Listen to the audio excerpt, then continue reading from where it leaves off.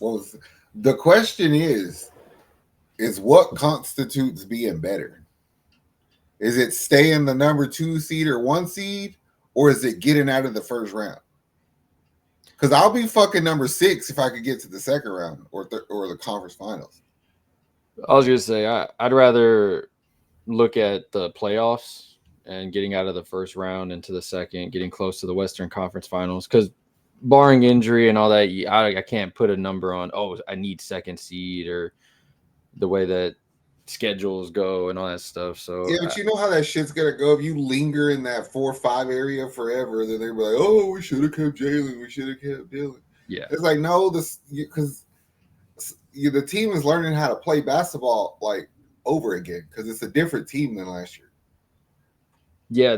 The notion that like everybody feels Kevin Durant's gonna plug and play where Jalen Green was at, I don't really get. I understand the point wise, like you're replacing his points with Kevin Durant's points, which is the plus minus stuff, all that stuff. But it's like also I don't see it as just Kevin Durant's going to come in and everything's going to go the same way it went last year because it's not the same. Like I Dylan think Brooks it's is gonna be one of those. No, hell no. I think it'll be one of those things where some of the other guys like Fred and Jabari and Reed and can't like anybody who could basically shoot an open three is probably going to benefit from playing with Durant. yeah, And then Seguda's going to have to learn how to play with Durant. So that's like a whole nother thing for him. yeah, because It's just going to be a different style of play. We were so aggressive on defense to get easy buckets last year that we basically just kept our foot on the gas until other teams didn't want to fuck with that no more. And that's how we won a lot of games. But you can't really do that anymore. You have to play real basketball. So I think it's going to take a second to figure that out for some people. But like the other guys, Freeds, obviously Durant, I think it'll be an issue. So I'm with you. I don't care where we seed. To me, getting better is getting past the first round. yeah, because you got what a timetable, 3 years. It seems like so at least get past where you didn't I'll get say past. this. I'll say this. I'm not going to put a timetable on it yet because I don't think that we're done putting this team together. No, it it there's just something there. I mean, the Jock Landale is gonna get taken out 8 million right there. The way the contracts have been going. There's just that's the thing. It's like if you want to play it safe and do like 1 2 year rebuild, there's plenty of guys in free agency you could go get. But like you have picks, you have players who you could part with. It might be worth it to go get a big name player. Still, maybe if it's not even now, you do it in the middle of the season or something. You know what I'm saying? Like at the deadline. So I think that the way that this season starts is not how this season is going to end.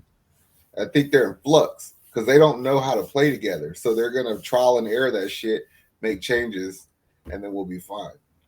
I mean, you made a perfect point. It's like Jimmy Butler when he went to Golden State in Yeah. February. It's like what the hell? Like you don't know what teams are going to be bad, who's trying to sell stuff out.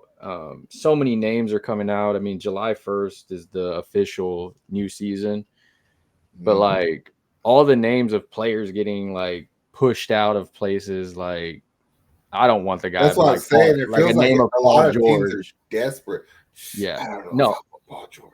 Well, I say I don't want him, but like that's a name that keeps getting brought up as like they're trying to get rid of him and all that stuff. Like you got a bunch of names of people I don't want. Him, DeMar DeRozan, I don't want. Like No, there's certain people I don't want. But I'd then rather that have means, Levine.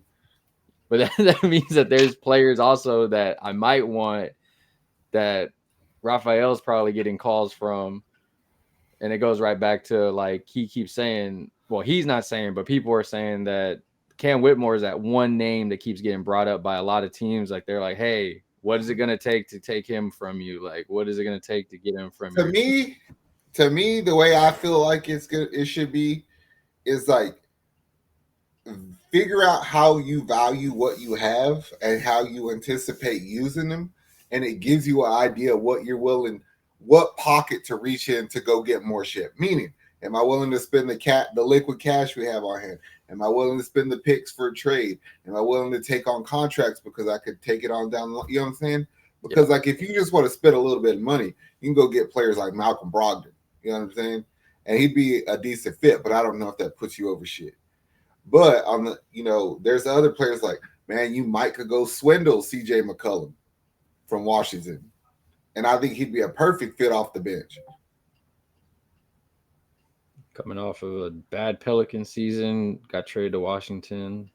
But the dude's a combo guard. Like he could play the point, he could play the two, he could defend on the perimeter. Like Fred could play off of him because they're basically almost the same player. Reed could play off of him. Tari could, you know what I'm saying? Like he's just what we need. Yeah. I feel like. So like, are you willing, if that cost you something, I don't know what that would cost to get him, but like that's the kind of player I'd be trying to make a phone call on. Him, Dereck White, just for shits and giggles, fucking Darius Garland. Hey, what's it gonna cost to get that fool? They didn't want to get rid of him. And those are one of those, like, the thing I love about I don't the NBA, like Turner. He'd be a good fit. Yeah. But I like it too because, like, you could get him, you can throw some stuff in there, and then let's say somebody else wants something else. They throw some stuff in there for the other player, and that's when it starts to get real spicy on these trades because, like, y'all are going here, you're going there, you're going there. We all win, and in the end, everybody's happy yet. It's all speculation at this point, though, because you don't know how they value what we have. Yeah. Like, I just know what we have. And I tell you this, I want another ball handling guard. Amen Thompson at his best is not a point guard for us. It's off the ball.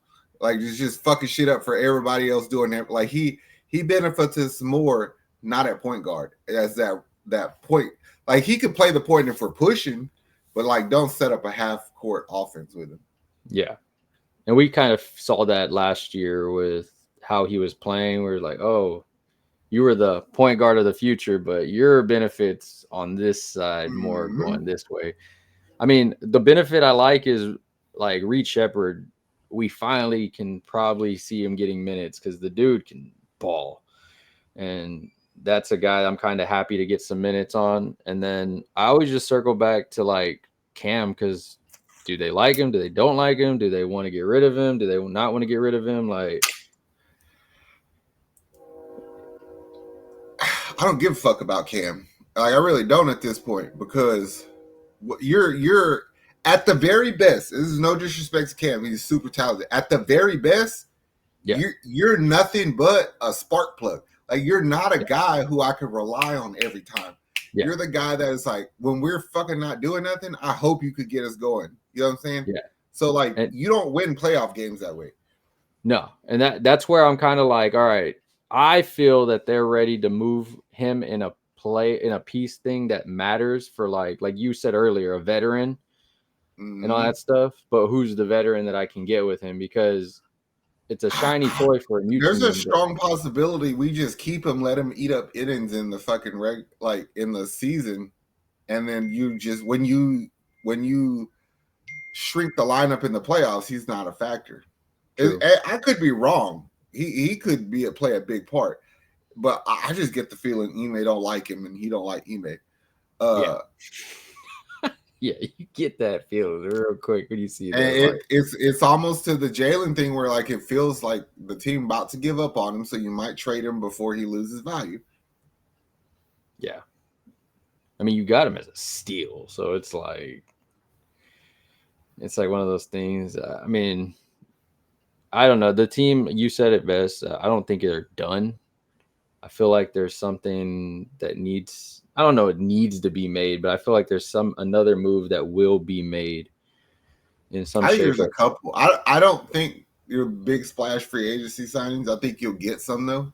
I think you're going to sign another. I'm telling you, I have a feeling you're going to get that Andre Drummond for $3 million contract or some shit like that, which is a good depth piece. You'll get a couple guys that we probably won't play. I mean, don't forget, you still have Jeff Green sitting there. Can't really rely on him, but you know, they might try to bring back Jayshawn Tate. I doubt he'll come back though. Yeah, he must really love Houston if he comes back. But like I said, you could go to free agency with the money you have and take a swing at players like Salty Aldama, who I believe that's what the Rockets need. The Rockets need two things: is they need a big man who could shoot the three because we don't have one, and we need a big man that could catch a fucking alley. So, what do you do, Sengun? You don't shoot, you don't dunk. Yeah, what the fuck do you do? He does the spin a Rooney move, bro. This is he does the baby Joker move. There's gonna be a lot of arguing this year for damn sure. No, there's not. I'm telling you, there's not. I'll be all his fault. What's gonna happen is there's gonna be a lot of excuses this year because that shit's not gonna fly with KD. And then before the Sengun fans admit to them, I don't want to say them being wrong previously, but having to acknowledge the fact that Mr. Sengun ain't all that, or that he does have limitations, you're gonna hear a shit ton of excuses. Yeah, I think there's people like Sengun fans, of course. I'm gonna say there's a level that they think he's at, and they need to be realistic that he's here. Like once he made that All-Star game here because yeah, that's the problem is he has a bullshit accolade, and they think that means something. Well, yeah, Kyle Korver was a fucking All-Star. What does that mean? You know what I mean? It means nothing. Tyler Hero is a fucking All-Star. It's Ime's responsibility to get the right lineups on the court. Yeah, I have a sneaky suspicion that Durant and Sengun are not going to play well together at first. I mean, they may figure it out eventually, but at first, I don't think it's going to work too well. So I could see Durant playing a lot with the second unit. Because you could let Fred and them dudes do what they did a lot last year with the bullshit handoff. You know what I'm saying? Like that 1-5 pick and roll at the top with shooters in the corners and shit. And then Durant could come in with like the Reeds and the Taris and play a little bit freer, I guess. Structure. I'm glad that's Ime's job. I mean, there's actually some Rockets fans out there that think Tracy McGrady's on the coaching staff now running offense. Like I've literally heard a person say this to me within the past week. Our whole Facebook thinks that still. So a lot of our Facebook people also saw Steve Francis signing autographs and they thought he was there for a job interview.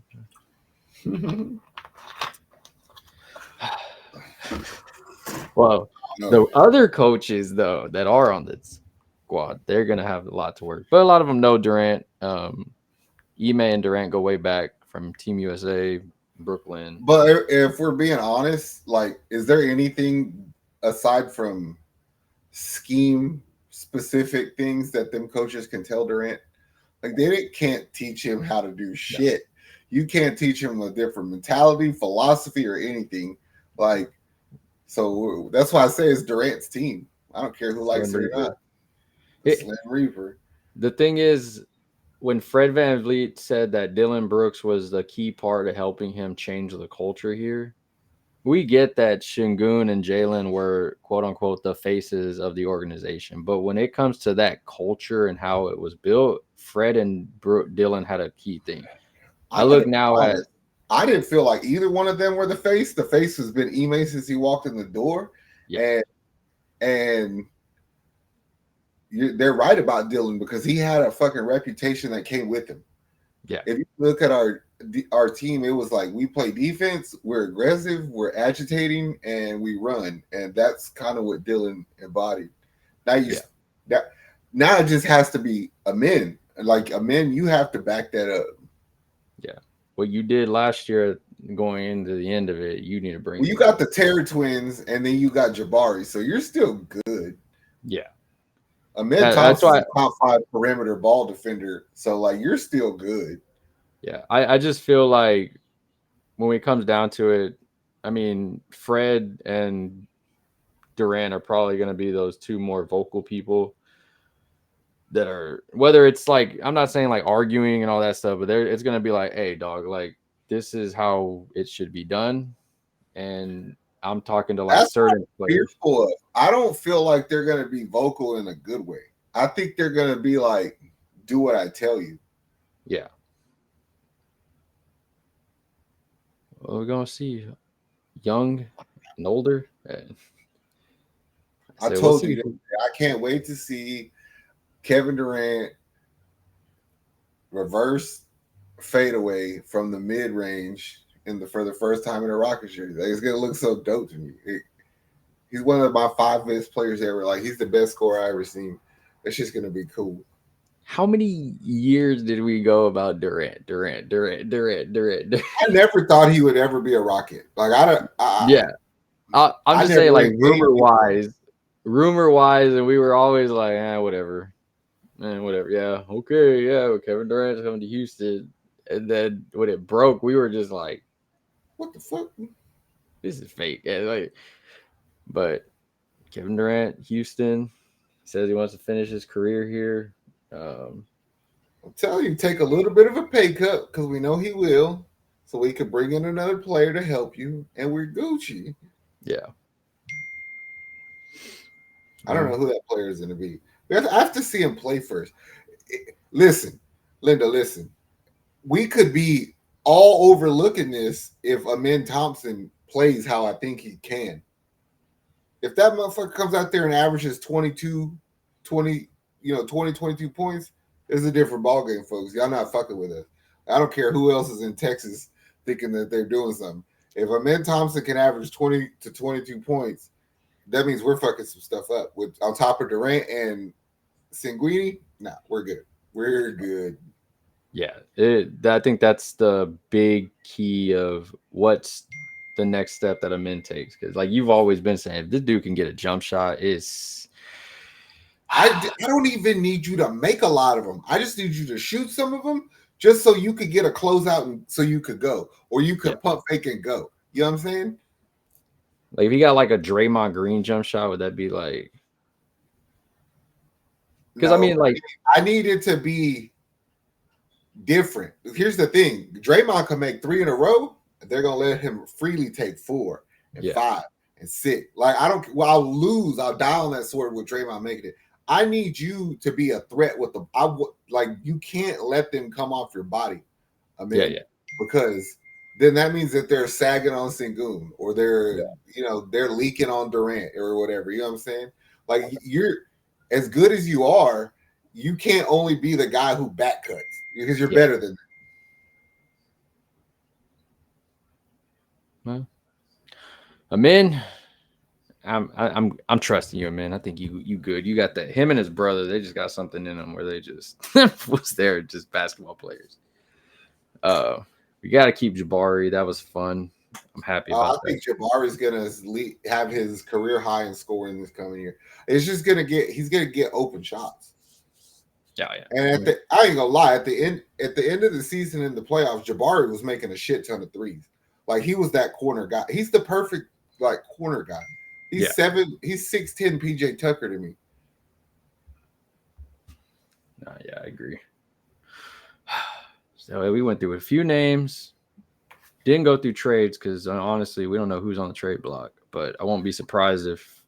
Bro, we don't know shit. Like, there's so many rumors you could. Yeah, I can't even keep up with them. So I don't. Still get Quentin Grimes, bro. No. Just look, it's no disrespect to Grimes, but like you're not. We need a little bit more than what you have to offer. If you ask Rockets fans, this dude's the next Kobe Bryant, bro. Like, yeah, okay. That's why he got traded he played for 3 teams last year. And it's no disrespect to him, but because he's super talented, but you're not what we're looking for.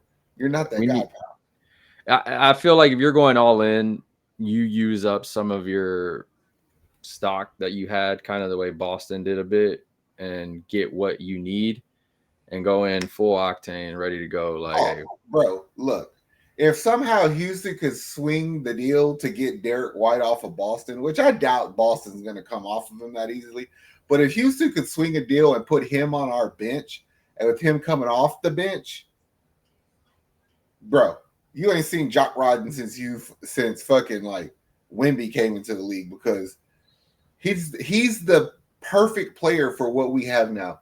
If you add him to our team, I think it makes Houston like a legit top 3 Western Conference team.